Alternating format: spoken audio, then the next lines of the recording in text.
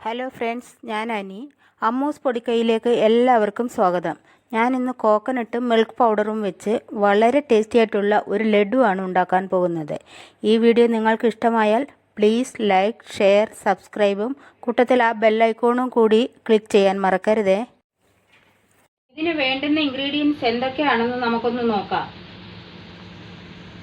3 cup milk powder, 1.5 cup coconut powder അല്ലെങ്കിൽ desiccated coconut എന്ന് പറയും, 3/4 കപ്പ് ഷുഗർ, 1 കപ്പ് പാല്, 1/2 കപ്പ് നെയ്യ് അല്ലെങ്കിൽ ബട്ടർ, 1/2 ടീസ്പൂൺ ഏലക്ക പൊടിച്ചത്, ഗാർണിഷ് ചെയ്യാൻ വേണ്ടിയിട്ട് 1/2 കപ്പ് കോക്കനട്ട് പൗഡർ.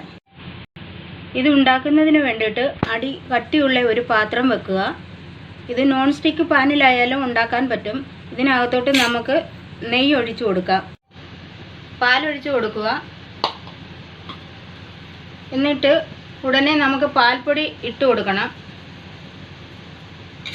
ഇത് കട്ട പിടിക്കാതെ നല്ലവണ്ണം നമുക്ക് ഇളക്കി ചേർത്ത് കൊണ്ടിരിക്കണം. ഒരു 2 മിനിറ്റ് കണ്ടിന്യൂസ്ലി ഇളക്കിക്കൊണ്ടിരിക്കണം. അടിക്ക് പിടിക്കാൻ പാടില്ല, കട്ട കെട്ടാനും അടിക്ക് പിടിക്കാനും പാടില്ല. ഒരു പേസ്റ്റ് പരുവാവുന്നിടം വരെ നമുക്കിതിങ്ങനെ ഇളക്കിക്കൊണ്ടേയിരിക്കണം. ഒരു 3 മിനിറ്റ് ആയിട്ടുണ്ട്. ഇതിലോട്ട് നമുക്കിനി 3/4 കപ്പ് പഞ്ചസാര പൊടിച്ചത് ചേർക്കണം. അതിൻ്റെ കൂട്ടത്തിൽ ആ ഏലക്ക പൊടിച്ചതും ചേർത്ത് കൊടുക്കണം. ഒരു 3 മിനിറ്റോളം നമുക്ക് ഇങ്ങനെ കണ്ടിന്യൂസ്ലി ഇളക്കിക്കൊണ്ടേയിരിക്കണം. ഇതിപ്പോൾ ഒരു 2-3 മിനിറ്റ് ആയിട്ടുണ്ട്. ഇതിലോട്ട് നമുക്കിനി കോക്കനട്ട് പൗഡർ ഇട്ട് കൊടുക്കാം. എന്നിട്ട് കണ്ടിന്യൂസ്ലി ഇളക്കിക്കൊണ്ടിരിക്കണം.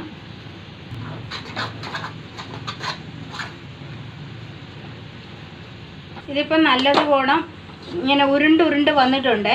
ഇതിനി നമുക്കൊരു കുറച്ചൊന്ന് തണുക്കുന്നിടം വരെ നമുക്ക് മാറ്റി വെക്കാം. അതുപോലെ തണുത്ത് വന്നിട്ടുണ്ട്. ഇനി നമുക്ക് കയ്യിൽ ശകലം ഓയിലോ നെയ്യോ പുരട്ടി നമുക്ക് ഗ്രീസ് ചെയ്തിട്ടതിന് ശേഷം നമുക്ക് ഓരോ സ്പൂണും എടുത്ത് ഓരോ സ്പൂണ് ഒരു ലഡുവിൻ്റെ അളവിലെടുത്തിട്ട് നമുക്കിത് ചെറിയ ഉരുളകളായി ഉരുട്ടിയെടുക്കാം, ലഡു പോലെ.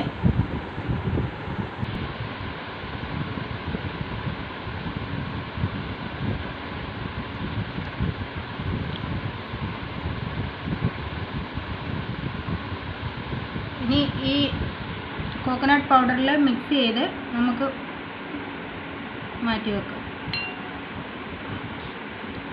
ഇതുപോലെ ബാക്കിയുള്ളത് നമുക്ക് ഉരുട്ടിയെടുക്കാം. ഇതുപോലെ ഞാൻ എല്ലാ ലഡുവും ഉണ്ടാക്കി എടുത്തിട്ടുണ്ട്. ഇത് കുറച്ച് നേരം ഫ്രീസറിൽ വെച്ച് തണുത്തതിന് ശേഷം നമുക്ക് ഉപയോഗിക്കാം. ഈ റെസിപ്പി നിങ്ങൾക്ക് ഇഷ്ടമായിട്ടുണ്ടെങ്കിൽ പ്ലീസ് ലൈക്ക്, ഷെയർ, സബ്സ്ക്രൈബ് കൂട്ടത്തിൽ ആ ബെൽ ഐക്കോണും കൂടി ഒന്ന് ക്ലിക്ക് ചെയ്യാൻ മറക്കരുതേ. Thank you.